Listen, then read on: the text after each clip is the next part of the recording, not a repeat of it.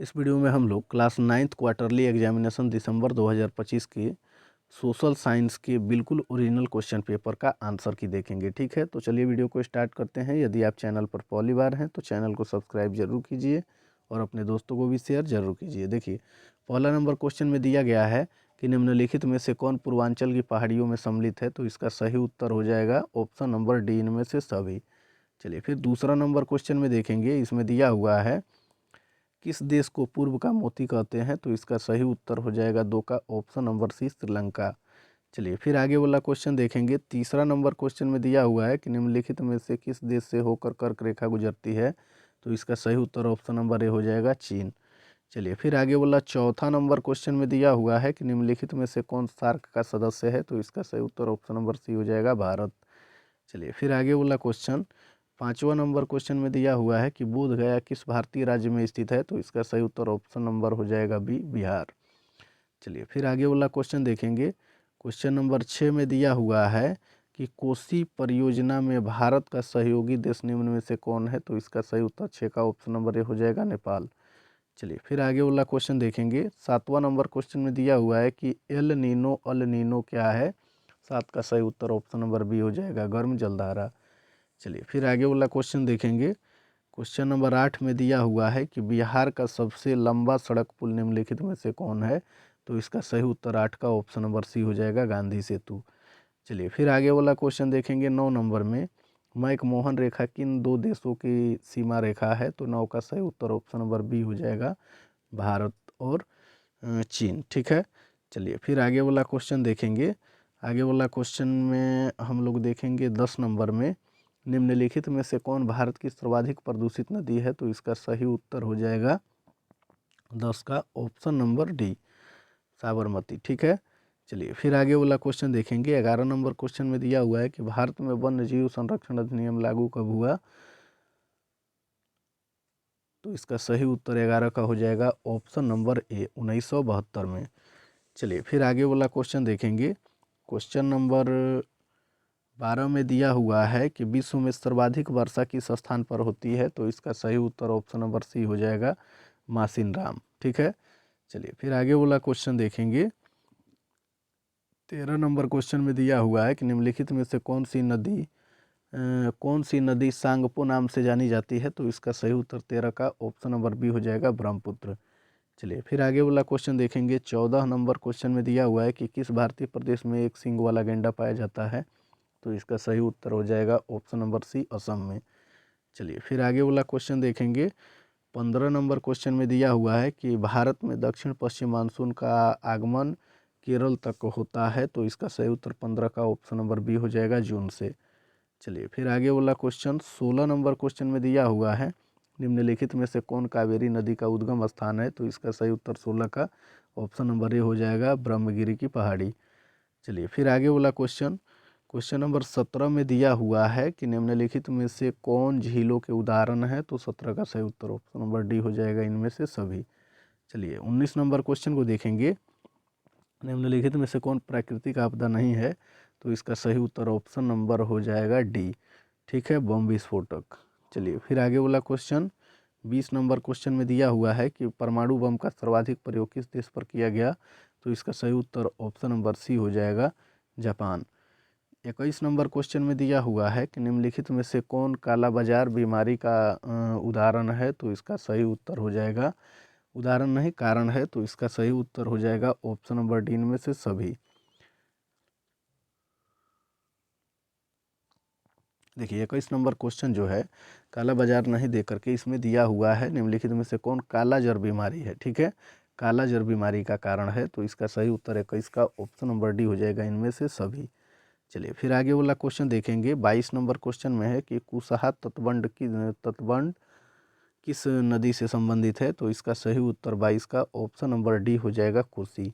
चलिए फिर आगे वाला क्वेश्चन देखेंगे। 23 नंबर क्वेश्चन में है कि नाविक अमेरिगो वेस्पुची किस देश के निवासी थे, तो इसका सही उत्तर 23 का ऑप्शन नंबर ए हो जाएगा इंग्लैंड। चलिए फिर आगे वाला क्वेश्चन देखेंगे। 24 नंबर क्वेश्चन में है कि मार्को पोलो ने भारत के किस साम्राज्य की समृद्धि की वृतांत में किया है, तो 24 का सही उत्तर ऑप्शन नंबर डी हो जाएगा विजयनगर साम्राज्य। चलिए फिर आगे वाला क्वेश्चन देखेंगे। 25 नंबर क्वेश्चन में है कि पुर्तगाली भारत में किस वर्ष आए, तो इसका सही उत्तर ऑप्शन नंबर बी हो जाएगा 1498। चलिए फिर आगे वाला क्वेश्चन देखेंगे हम लोग। 26 नंबर क्वेश्चन में है कि लैसेज फेयर का सिद्धांत किसने दिया, तो इसका सही उत्तर 26 का ऑप्शन नंबर सी हो जाएगा, एडम स्मिथ ने। चलिए फिर आगे वाला क्वेश्चन 27 नंबर क्वेश्चन में है कि बोस्टन टी पार्टी घटना का संबंध किस देश से है, तो इसका सही उत्तर हो जाएगा 27 का ऑप्शन नंबर बी, संयुक्त राज्य अमेरिका। चलिए फिर आगे वाला क्वेश्चन देखेंगे। 28 नंबर क्वेश्चन में है कि स्पिरिट ऑफ लॉज नामक पुस्तक किसने लिखा, तो इसका सही उत्तर 28 का ऑप्शन नंबर बी हो जाएगा, मॉन्टेस्क्यू ने।